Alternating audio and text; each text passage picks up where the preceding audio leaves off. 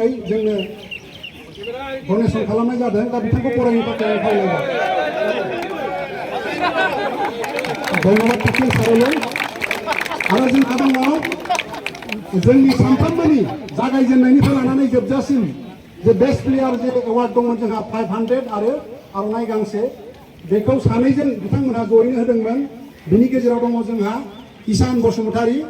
बिथांखौ बे समावहाय सिनायथिनो खावलायदों आरो जोंनि केबिसिनिफ्राय गांसे आर'नाइजों मान बावनो खावलायनाय जादों आरो जोंनि गेजेराव दङ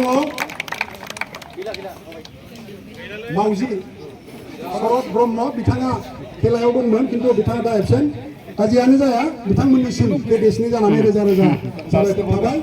दानिया जोंहा दङ फारियै बेस्ट प्लेयार एवार्ड दिनैनि बेस्ट प्लेयार सोर मोनथाव दं बेवहाय दङ जोङो गिबियावनो बेखौ होनो हादों साइनिफ्राय जार्सि नाम्बार 15 कबिता वारी बिथांखौ बे समावहाय गावनि बान्थाखौ लांफैनो खावलायदों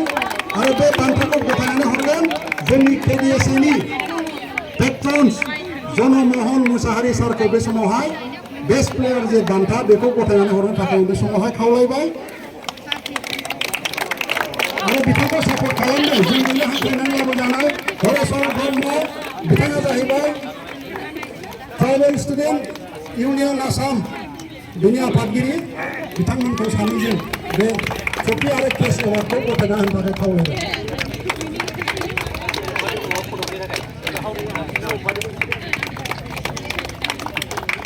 गोजोननाय थाबाय सारनिसिम दानिया जोंहा दङ रानार आप ट्रफि बे ट्रफियाव दङ जोंहा नोगोद 3,000 रांजों लोगोसे ट्रफि मोनसे दा बेखौ गथायनानै हरनो थाखाय आंखौ बिटिआरनि स्पर्ट्स आरो इउथ वेलफेयारनि गेदेर CSD सोमदोन मोसाहारि बिथांखौ बे बान्थाखौ गथायना हरनो खावलायबाय आरो लोगो लोगो दिनैनि रानार आप टीमनि केप्टेनजों लोगोसे गासै टीमनि गेलेगिरि बिथांमोन एभालेन्स क्लाब पागगाव बिथांमोनखौ बाहागो लानो खावलायदों ट्रफिजों लोगोसे केस एवार्ड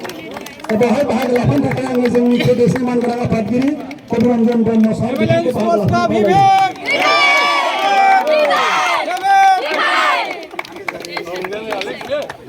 दानिया जोंहा जोबथा बान्था हिसाबै दङ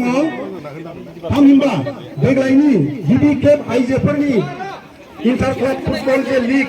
बिनि चेम्पियनशिप जानो हानाय बे टीमाव गासै 9 हानजाया बाहागो लादोंमोन केबिएसनि जानानै मिजिंथिदों फैबाय थानाय समाव आरो बिनि बांसिन हानजाया बाहागो लागोन बे बान्थाखौ मोनदों दिनै देरहासार जानो हादों बिथांमोनहा 3-1 गलाव देरहासार जानो हादों बेनो जाहैबाय sports authority of India Kokrajhar फाथालगुरि बिथांमोनखौ बे समावहाय टीम केप्टेनजों लोगोसे गासै गेलेगिरि बिथांमोनखौ ट्रफिखौ लांफैनो खावलायदों आरो बे ट्रफिखौ गथायनानै हरनो थाखाय दिनैनि मानगोनां गाहाय आलासि डक्टर सांग्रां Brahma secretary Assam football association बिथांजों लोगोसे केबिएसनि नामा गेदेर एडभाइजार मागुराम बालारि बिथांखौ बाहागो लाफानो थाखाय बे समाव खावलायनाय जादों